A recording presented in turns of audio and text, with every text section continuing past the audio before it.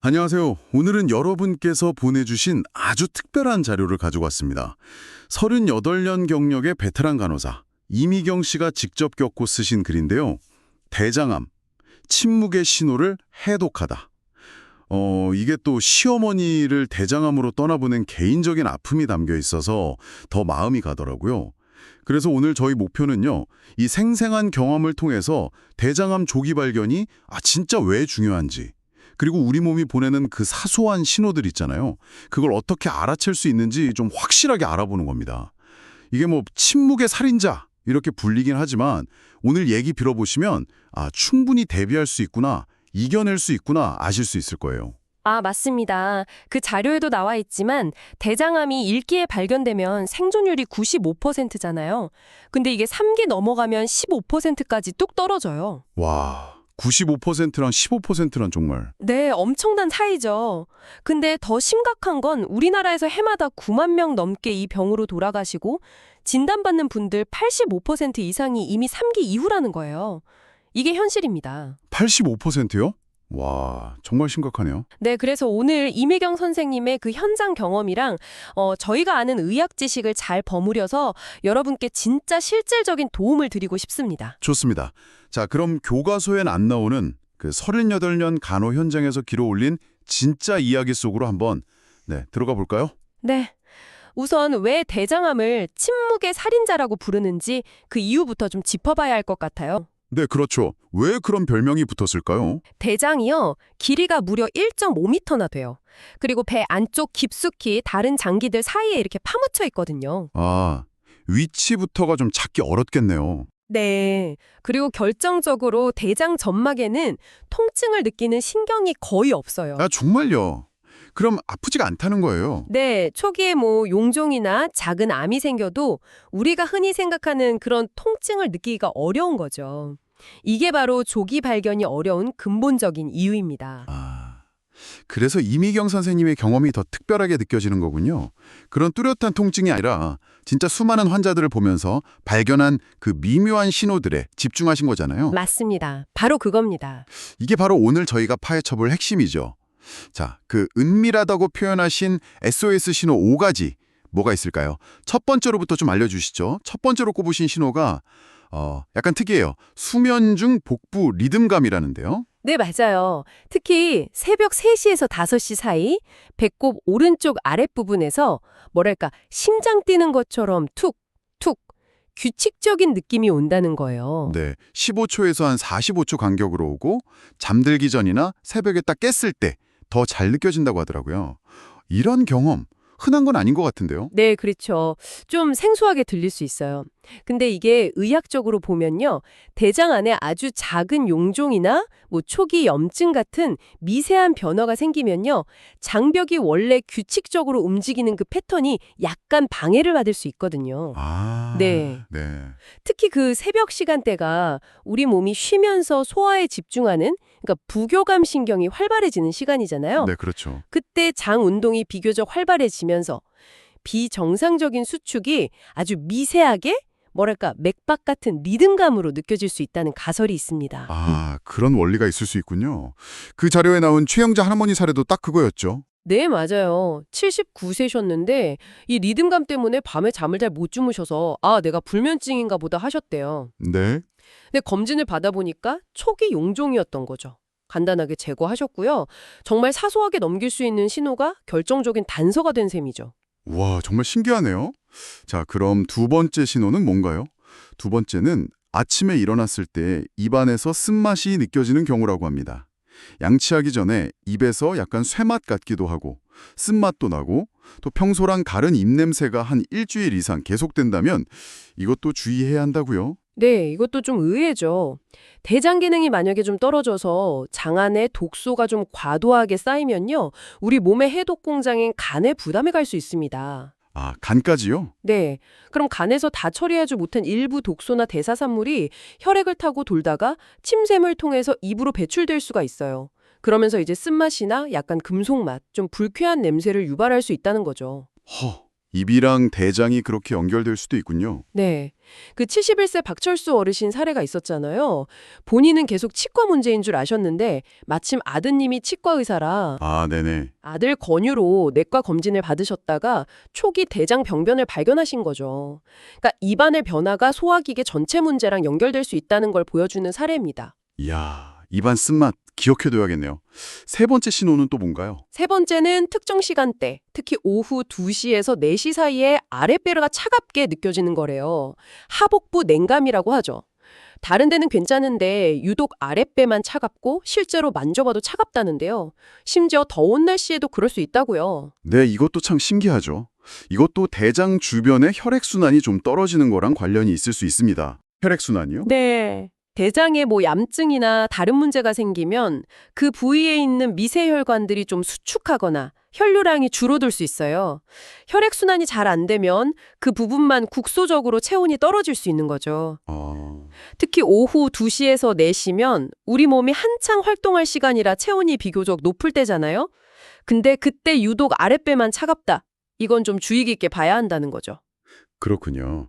그 66세 김정순 여사님 사례처럼 그냥 갱년기 증상인가 하고 넘기기 쉬운데 네, 맞아요. 실제로는 대장 기능 이상의 신호일 수 있다는 거죠. 정말 우리 몸은 끊임없이 신호를 보내네요.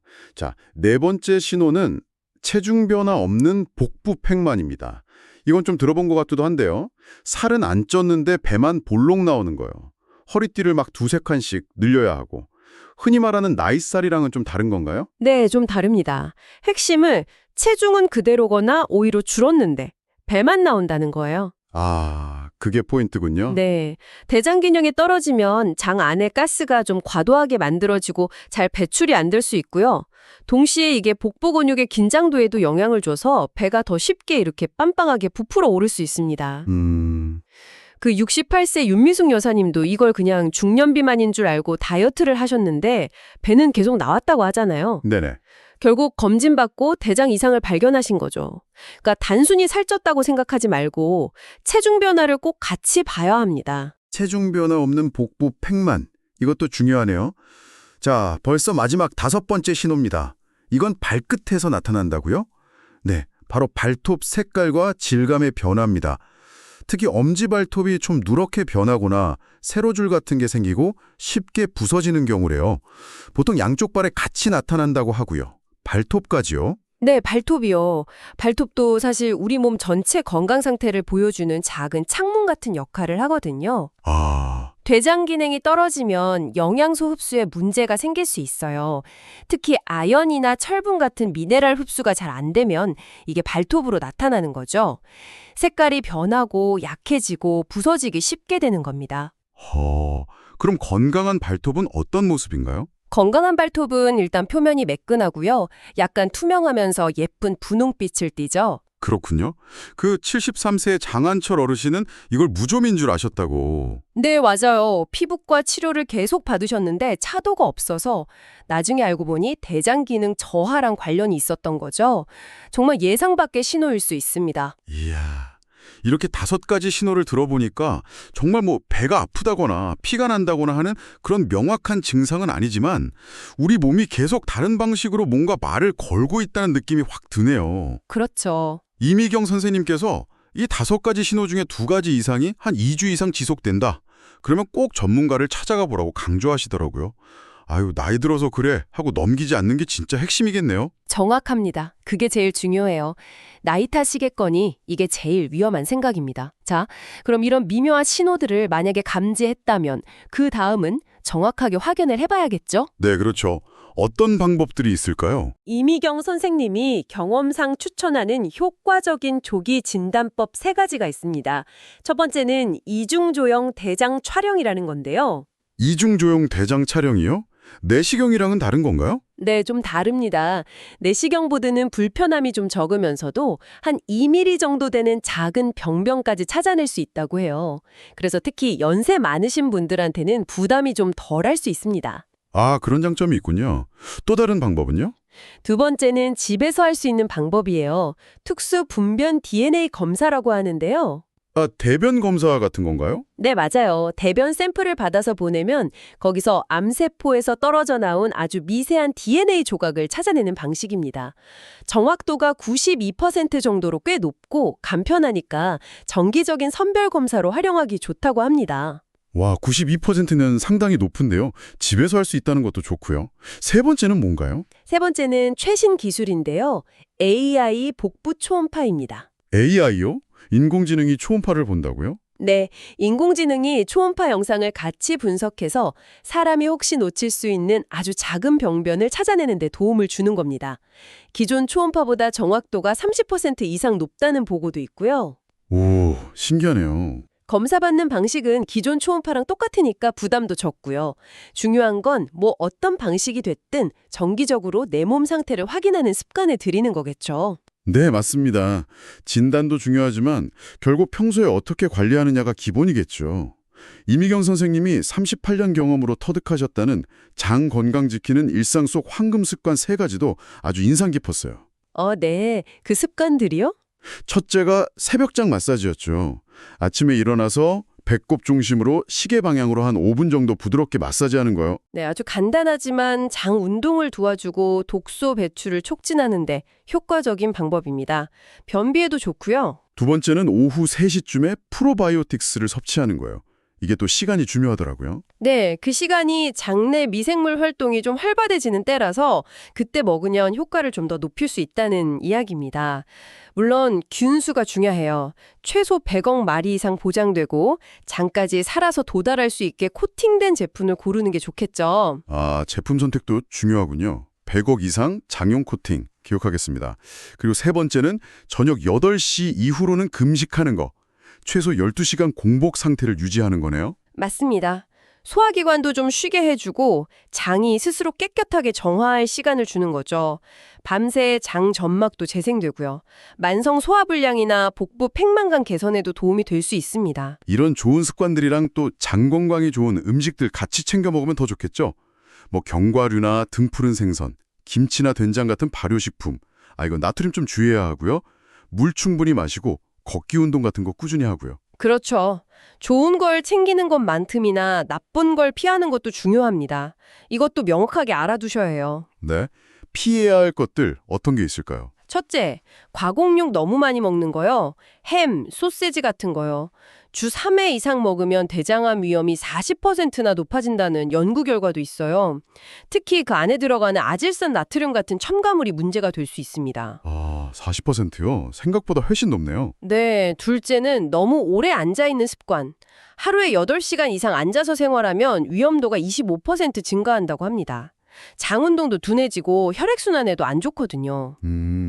현대인들한테 정말 많은 습관인데 그렇죠. 그리고 셋째, 만성변비를 그냥 방치하는 거예요. 변이 3일 이상 장에 머무르면 그 안에 있는 독소가 다시 몸으로 흡수될 수도 있고 장 점막에 상처를 줄 수도 있습니다. 변비도 가볍게 보면 안 되겠네요. 그럼요. 이런 나쁜 습관들 피하면서 특히 더 조심해야 할 고위험군도 좀 알아두셔야 합니다. 네, 고위험군이요. 어떤 분들이 해당되나요? 역시 가족력이 중요합니다. 직계 가족 중에 대장암 환자가 있었으면 위험도가 3배에서 4배 정도 높아져요. 특히 50세 이전에 진단받은 가족이 있다면 더 주의해야 하고요. 아, 가족력. 네. 그리고 50세 이후에 용종을 제거한 경험이 있는 분들.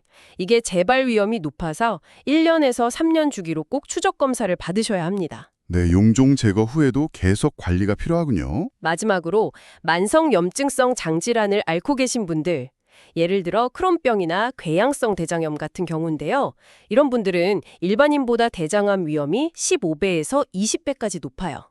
정말 철저하게 관리하고 정기검진 받으셔야 합니다. 15배에서 20배. 와, 정말 높은 수치네요. 네, 그래서 이런 위험 요인을 미리 알고 대비하는 게 정말 중요합니다. 그래서 최근에는 대장암 검진 패러다임 자체도 좀 바뀌고 있어요. 아, 어떻게 바뀌고 있나요? 일단 발병 연령이 점점 낮아지는 추세라서요. 검진 시작 권고 연령을 기존 50세에서 45세로 낮추자는 목소리가 커지고 있습니다. 아, 45세요? 더 일찍 시작해야 하는군요. 네. 그리고 아까 말씀드린 고위험군은 검진 주기를 3년이나 그보다 더 짧게 단축하고요. 더 나아가서는 가족 단위로 함께 검진 계획을 세우는 패밀리 검진의 중요성도 점점 커지고 있습니다. 패밀리 검진이요? 네. 유전적인 요인이나 생활 환경을 공유하는 가족들이 함께 건강을 챙기는 거죠. 서로 동료도 되고요. 아, 좋은 생각이네요. 가족끼리 같이 검진받는 거. 근데 정말 희망적인 부분은 오늘 얘기 나눈 이런 미묘한 신호들을 놓치지 않고 조기에 발견하면 결과가 정말 좋다는 거잖아요. 그렇죠. 그게 핵심이죠. 그 자료에 나온 사례들 보면 새벽에 배에서 느껴지는 리듬감 때문에 검사받으신 할머니, 또 아들 권유로 입안 쓴맛의 원인을 찾으신 어르신, 또 따님이 발톱 변한 거 보고 검사 권유했던 경우도 있었고요. 다들 보면 작은 신호를 그냥 넘기지 않고 또 가족들의 관심이 더해져서 좋은 결과를 얻으셨더라고요. 맞습니다. 결국 핵심은 관심이에요. 내 몸의 작은 변화에 대한 관심, 그리고 내 가족에 대한 관심이죠. 네, 오늘 이미경 간호사님의 그 소중한 경험을 통해서 대장암의 조기 신호부터 예방, 관리까지 정말 많은 걸 배웠습니다. 가장 중요한 메시지는 역시 조기에 발견하면 95% 완치가 가능하다는 그 희망적인 사실, 그리고 그 희망을 내 것으로 만들려면 우리 몸이 보내는 작은 속삭임에 귀를 기울여야 한다는 점인 것 같습니다. 네. 아, 그때 조금만 더 일찍 알았더라면 이런 후회를 남기지 않으려면요. 오늘 저희가 이야기 나눈 그 5가지 신호 있잖아요. 복부 리듬감, 아침에 쓴맛, 특정 시간대 하복부 냉감, 이유 없는 복부 팽만, 그리고 발톱 변화. 이 중에서 혹시 해당되는 게 2주 이상 지속된다. 그러면 절대 나이 탓이겠지, 피곤해서 그렇겠지 하고 넘기지 마십시오. 꼭 전문가와 상담해 보시기를 정말 강력하게 권합니다. 네. 이미경 선생님이 시어머니를 떠나보내면서 느꼈던 그 절실함으로 우리에게 전하는 메시지 꼭 기억하면 좋겠습니다. 이 정보가 나뿐만 아니라 내 주변의 소중한 사람들의 건강을 지키는 데도 도움이 될 수 있도록 좀 널리 공유해 주시는 것도 의미가 있을 것 같아요. 맞습니다. 그리고 마지막으로 이런 생각 한번 해보시면 어떨까요? 우리는 보통 병을 걸린다고 수동적으로 생각하는 경향이 있잖아요? 네, 그렇죠. 근데 오늘 저희 이야기 나눈 것처럼 내 몸의 신호를 좀 더 적극적으로 듣고 생활 습관을 내가 주체적으로 관리하고 또 정기적인 검진을 통해서 내 건강 상태를 확인하는 이 모든 과정이 어쩌면 스스로 나의 건강 서사를 능동적으로 써내려가는 일이 아닐까 하고요. 와, 나의 건강 서사를 써내려간다. 굉장히 멋진 표현인데요. 네, 수동적으로 기다리는 게 아니라 내가 만들어가는 거죠. 네, 건강한 내일을 위한 첫걸음. 오늘부터 한번 시작해 보시면 어떨까요? 지금 당장 달력 한번 펼쳐보시고 다음 건강검진 날짜 언제인지 확인하고 혹시 미루고 계셨다면 바로 예약하는 그런 작은 행동부터요.